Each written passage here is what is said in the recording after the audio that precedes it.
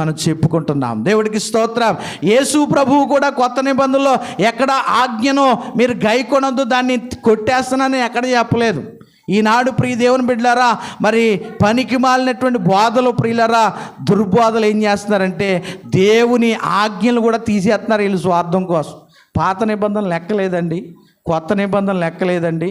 ఏంటంటే చెప్పండి, పాత నిబంధనలో లెక్కలేదంట, కొత్త నిబంధన కొంతమంది వీళ్ళకి లెక్కలేదండి. ఏంటి, రకరకాల డినామినేషన్, రకరకాలైన బోధలు వచ్చేస్తున్నాయి. కానీ ప్రకటన గ్రంథం చివరి అధ్యాయం మీరు చదువుకోండి, నేను చెప్పేది నిజమో కాదా అక్కడ కనబడుతుంది అంటున్నాడు దేవుడు.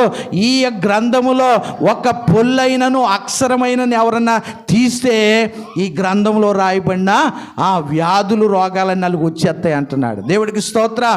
ప్రియ దేవుని బిడ్డలారా, దేనిని తీయడానికి రాలేదైనా.